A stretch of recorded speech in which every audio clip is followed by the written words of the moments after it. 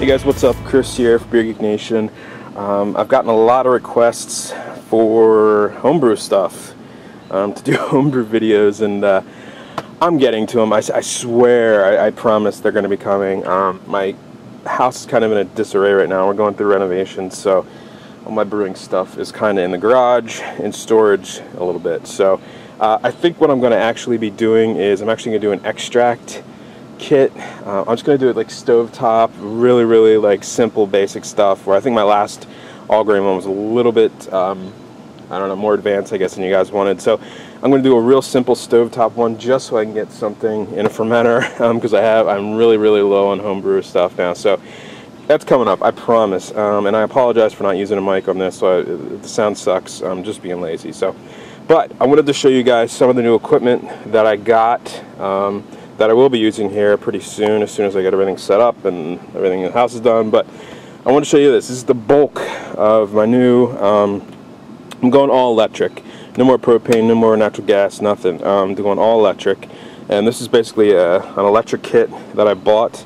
This will get a boil on 10 gallons of water in about 17 minutes or so, and I'll show you how to do that. But basically what it is this is the control box.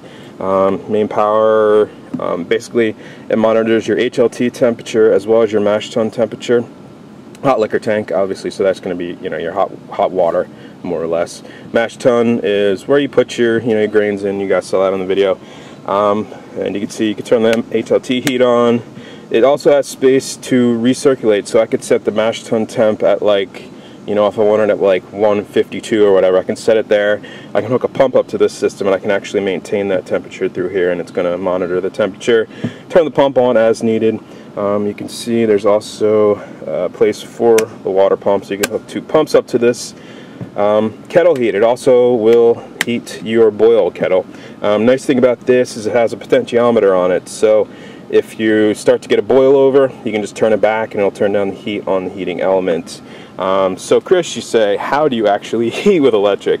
You use these 5500 watt water heater heating elements, and this gets mounted directly into the side of your kettle, your boil kettle. So you've got two of those, 220 plugs. You got two of those 5500 watt coils. One's going to go in the HLT, hot liquor tank. One is going to go in the boil kettle, obviously.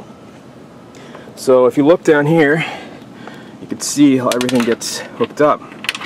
So the heating elements are going to go here and here for the boil kettle and the hot liquor tank. Here you have two spots for two pumps if you want to use two. I'm going to use one though. So you have your wort pump and your water pump.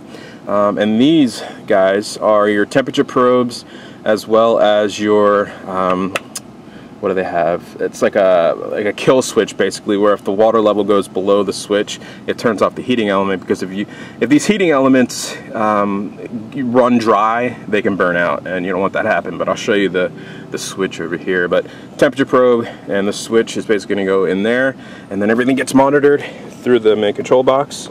It's got this gigantic, it's a 30 amp system, so I had to run a 220 line out to my garage, but yeah, that's not that big of a deal, really.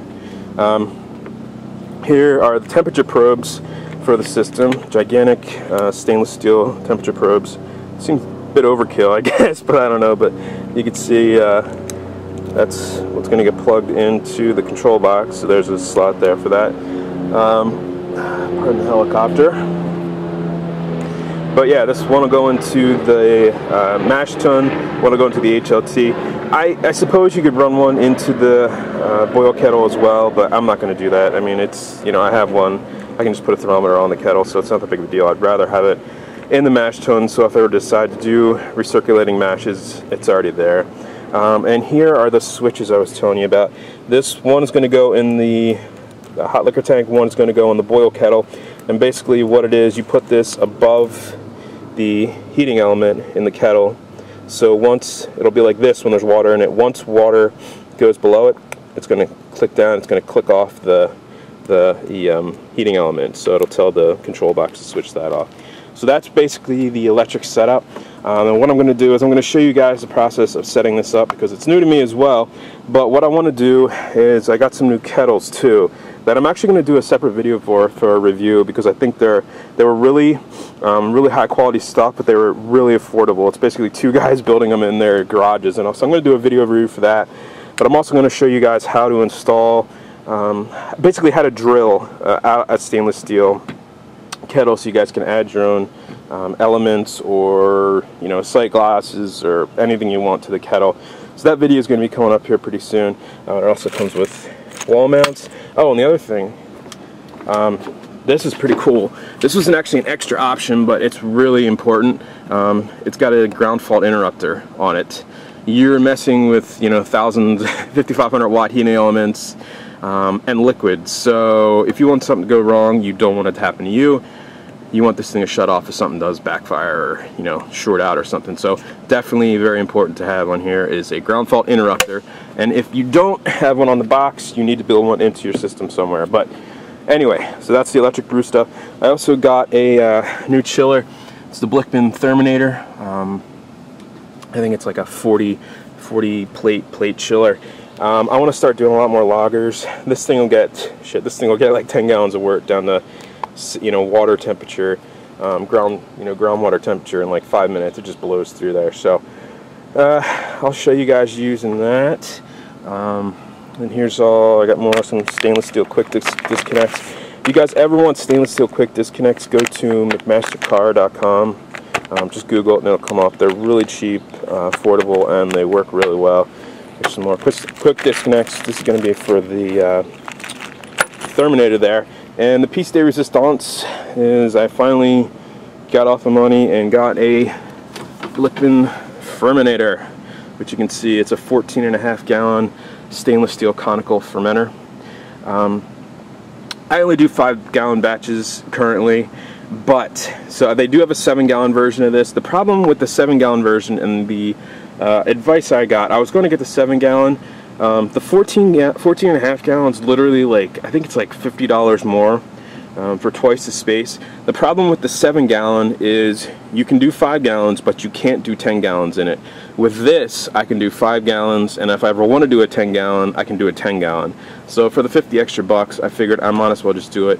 I was worried about all the head space that's going to be in there, but people said that's not an issue at all. So yeah, I'm definitely going to show you guys how to use this. This is going to be new to me too, but you can basically pull off the beer from this one, and you can dump yeast from this one, so you can actually reharvest yeast if you want while it's fermenting, get rid of some of the trub in there while the beer's fermenting, just to keep the beer a lot cleaner. So yeah, guys, and I promise there's going to be more homebrew videos coming very shortly. Again, I'm going to do an extract batch, but I wanted to kind of show you guys what I'm up to. I've had this for probably 2 or 3 months now, and I just haven't had time to set it up.